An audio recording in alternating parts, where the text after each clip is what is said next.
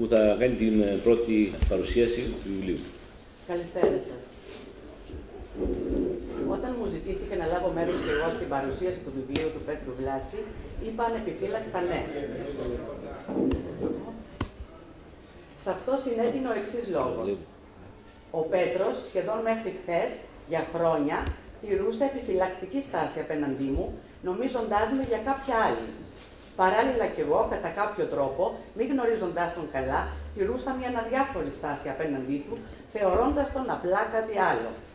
Έτσι είχε έρθει η στιγμή, ορίμασαν δηλαδή πρόσφατα τα πράγματα, παραμερίζοντας αμοιβαίες παρεξηγήσεις για μια γνωριμία.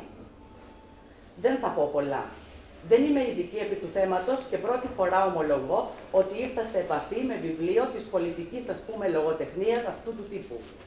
Είχα στα χέρια μου ένα χρονικό, περισσότερο ντοκουμέντα μη επεξεργασμένα, που αφήνουν στον αναγνώστη την ελευθερία να δημιουργήσει εκείνος τη βάση, την πραγματικότητα ή τις πραγματικότητες που καθρεφτίζουν τις αλλεπάλληλες διαφορετικές καθημερινότητες του Πέτρου σε μια Οδύσσεια, θα λέγαμε. Γιατί πραγματικά, αν ο Οδυσσέας δήλωσε ότι λέγεται ο κανένας και το θεωρούμε αυτό πονηριά, ήταν πονηριά μόνο ως προς το γεγονός που ήθελε να πει πας ένας. Θα μου πείτε πας ένας, ναι.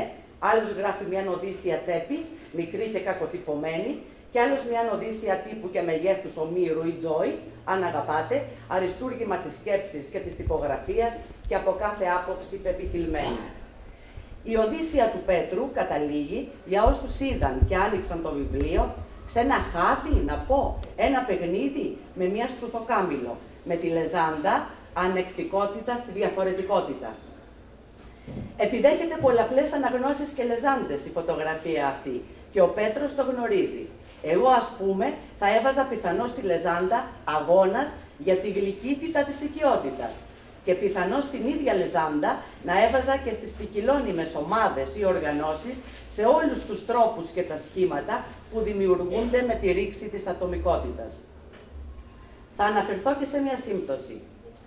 Αγαπητέ Πέτρο, ήταν σύμπτωση το γεγονός ότι μια μέρα πριν πάρω στα χέρια μου το βιβλίο σου, είχα αρχίσει να διαβάζω ένα βιβλίο που μεταφράστηκε πρόσφατα, το Μάρτιο του 2009 στα ελληνικά και που φέρει τον τίτλο «Όταν πέθανε ο Δον Κιχώτης».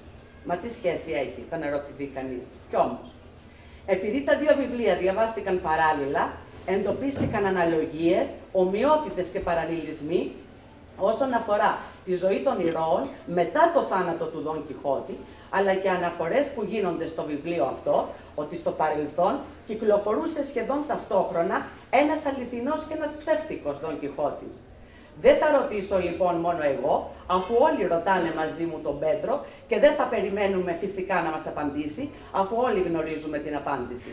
Όμως η ερώτηση πρέπει να γίνει.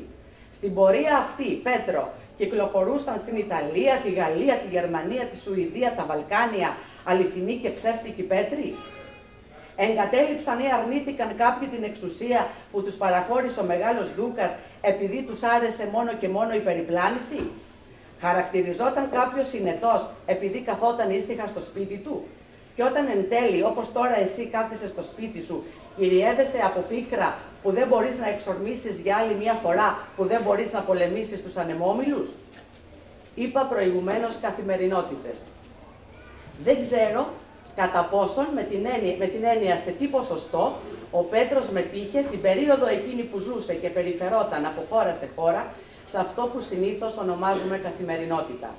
Ένας τέτοιος φυγάς έχει καθημερινότητα ή η καθημερινότητά του ελαχιστοποιείται ή μήπως μεγενθύνεται, είναι υποτιμημένη ή υπερτιμημένη, γιατί μέσα από τη διήγηση του Πέτρου, αλλά και από τη μεγάλη επιστολογραφία που παρατίθεται, η καθημερινότητα του συγγραφέα φαίνεται, ακόμα και όταν υφίσταται ρογμές, μόνο όσο ζούσε στη Λευκήμη. Το ραφείο, ο δάσκαλος, το παιχνίδι, η οικογένεια.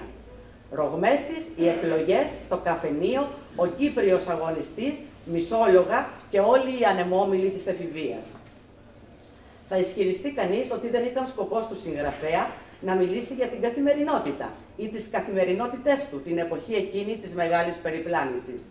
Σκοπός του ήταν να δείξει πώς κινούνταν οι ομάδες ή οι οργανώσεις, αλλά και οι εξουσίες της εποχής, μέσα από τη δική του και μόνο οδύσσια και να παραθέσει και μια μικρή εγκυκλοπαίδεια των ορατών πρωταγωνιστών, αλλά και των πρωταγωνιστών της σκιάς.